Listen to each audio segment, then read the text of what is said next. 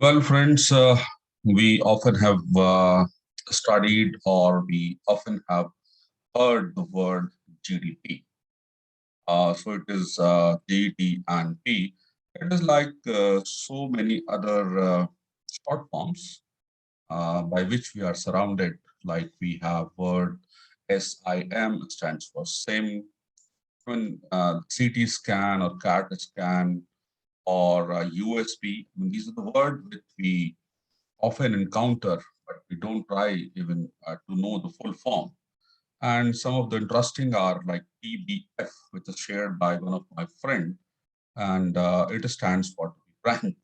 So, we are all surrounded by short forms, and one of the short form is GDP. So what does this stand for? GDP stands for gross domestic product. So we often heard about this word in newspaper, on the TV news, and in the reports by government, central banks, and the business community. It has become widely used as a reference point for the health of national and global economies. So what does this GDP means, or GDP is composed of what? So I simply would say that GDP is composed of goods and services produced for sale in the market, and also includes some non-market productions like productions for defense or certain other services like education. So GDP measures the monetary value of the final goods and services. Those are brought by the final users. Those are bought by the final users. They're not intermediate users. So, this is measured for a geographical area, say a country, and for a given period of time, say a quarter or a year. So it counts all the output in terms of services and goods generated within the boundaries of a country. So, uh, we have this GDP, and a related concept is concept of GNP. The full form is gross national product. So this count the output of residents of a country. So if German-owned company has a factory in United States, output of this factory would be included in US GDP because it is located in US, but it is part of the gross national product of German because the factory is owned by Germany. So, this we have to understand the difference between domestic and national. So, when I say domestic, it includes geographical boundaries, and when I say national, it means more of legality in a sense. There is another consideration while calculating this GDP or GNP, that while producing goods and services, the plant, machinery, and the system has certain wear and tear. The value goes down. That value, which is reduced during the process of producing goods and services, we call it as appreciation. So when this value of appreciation is deducted from the gross value, it becomes net. So may it be net national product or may it be net domestic product. So it is gross minus depreciation. So theoretically, GDP can be viewed in three different ways. I would like to show you this. This is a very, very important slide. In fact, on one side, we have households. On the other side, we have firms. Firms means which are producing goods and services. So here it is. Goods and services are produced as an output, and they are used, consumed by households. But household provide land for which they get a rent. They provide labor and manpower for which they get wages. They had capital for which they got interest. And of course, entrepreneurship or the brain for which they got profit. So on one side, firm produce goods and services and take from household land, labor, capital, and once the household get these goods and services, they make payment of it. Uh, there as expenditure on goods and services. And what these firms do out of this money, they in fact give it back to the household in the form of rent, wages, profit, and interest. So there could be three concepts of calculating the value of this output. One is the output method, where we have goods and services produced for the final consumption. Then we have expenditure on the goods and services. And thirdly, we have income of these households in terms of rent, wages, profit, and interest. I mean, this is a related figure, which is a little extension of this. In fact, this is actually what the GDP is. GDP, in fact, is this consumption, this expenditure on goods and services, which is in the form of consumption expenditure, which is for final consumption, like we purchase mobile phones, we buy bread, butter, anything. That is consumption expenditure. Then some money is used in the form of saving, and that again goes to the firms. This is investment, so consumption, then investment.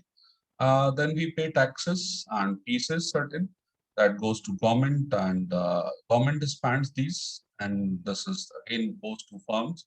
Then we have export and imports. So once we combine this consumption expenditure, investment, government expenditure, and this export, this combines and forms the GDP. So this is actually the figure which is giving you an idea of what the GDP is. So this is called as circular flow of economy. So we understand this GDP in three terms. One is output, one is expenditure, and one is income. So the production concept, some the value added. So when I say value added, I'm not going to include intermediate input. For example, I buy wheat to make wheat flour, then buy wheat flour to make bread, and buy bread to make sandwich, and I finally sell the sandwich. So I will include the value of sandwich, not of the wheat or the wheat flour, because these are the intermediate inputs. If I buy bread for the final consumption, I will include its value. This we must understand, that whether this product is purchased as an intermediate input or is used as the final consumption. So this is production concept. Then we have expenditure. I have explained all consumption, all investment, all government expenditure, and the difference of export and import. This is expenditure. Then we have an income approach, where income generated by the production, for example, wages, the capital, interest on capital, rent on your land, and the profit of the entrepreneur. This is the income approach. These are the three approaches which are used. In international level, if you say there is a system of GDP is contained in a system of national account, which is compiled by the International Monetary Fund, European Commission, Organization for Economic Cooperation and Development, United Nations, and the World Bank. So there are few other things which we must understand before we move forward. One term is nominal GDP. So nominal GDP is a calculation of GDP at the current price. In fact, suppose in a year I have a mobile of rupees 10,000. In the year plus one, the next year, if the price of mobile goes 10,000 and 100 rupees, so it will give me a feel that my GDP has grown by 100 rupees. But in fact, it is not, because the product remains the same. So we have to calculate the real GDP, where we adjust the inflation for all the goods and services. And in fact, we have a base year. For example, we calculate GDP keeping my base year as 2012 or 2017, something like that. So that will be called as real GDP and not the nominal GDP. Since GDP is measured in countries' currencies, so if I have to compare between two countries, then I must convert that GDP into a common currency. Normally, it is converted into dollars. So when I say 5 trillion, I say that $5 trillion economy. So if we are trying to compare the standard of living, then we must divide this GDP by population. Because if 10 people earn 10,000, then it means everybody has a share of 1,000. But if 1,000 people earn 1,000, then only 1 rupee could be shared by each. So when comparing the standard of living, we must calculate per capita GDP. And there is very interesting concept of purchasing power parity. In fact, there are certain products or services which are not easily tradable. For example, services to barber. So a barber could not go to some other country to cut hair, but he has to earn his bread and butter only in his own country. So, I mean, if the population is large, certain services are cheaper, certain products are cheaper, handicraft items which have little or no export facilities, the prices goes down. And there are certain local crops for which the price will be low. So in purchasing power parity, we calculate that the cost of a basket of good. I mean, India may be in a good position as far as purchasing power parity is compared. I mean, purchasing power parity is considered as compared to the GDP of the world, or GDP in comparison to the other countries of the world. So this is one issue, and another issue which must be understood before really getting an idea what the GDP is. GDP at factor cost and GDP at market price. So what is the difference?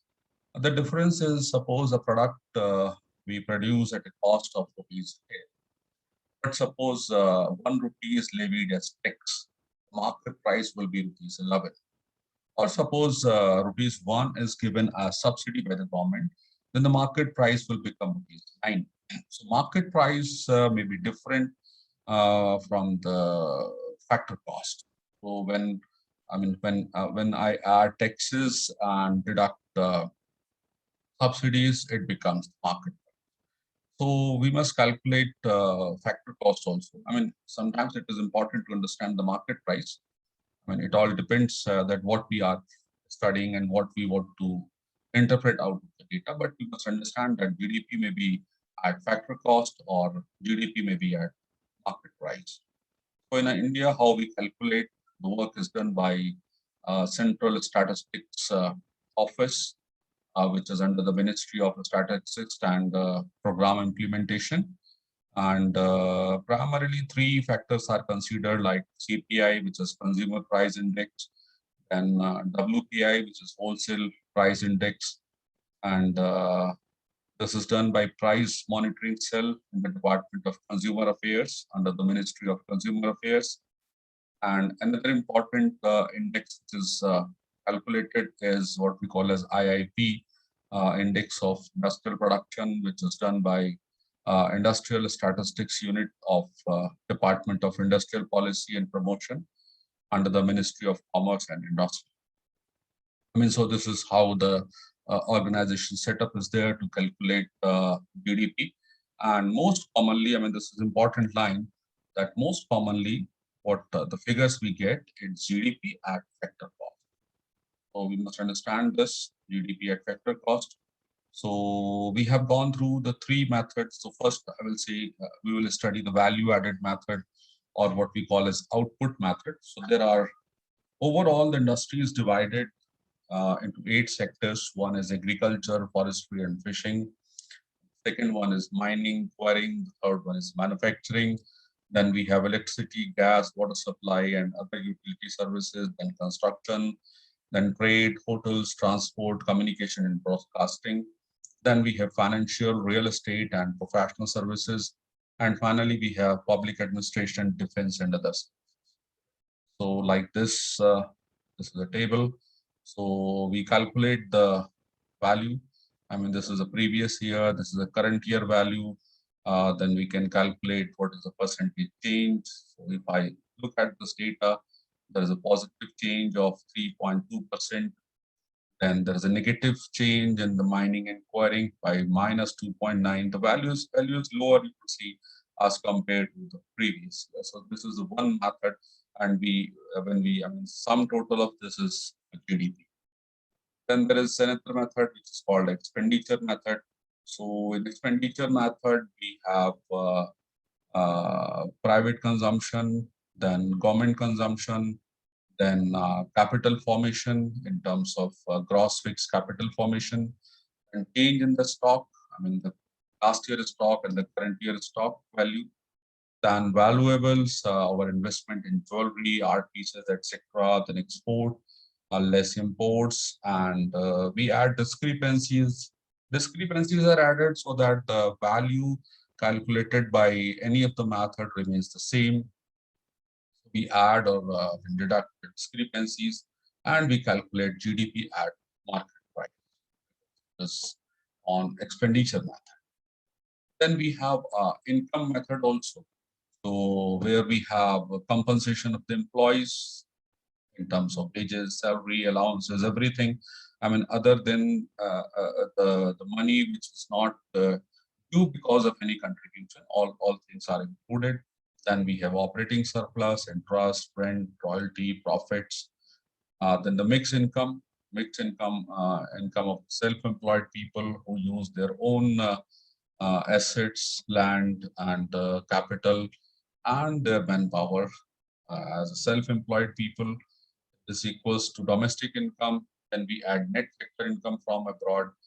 I mean, people of India have earned in the rest of the world minus rest of the world people have earned from India. So when this is adjusted, then it is called as national.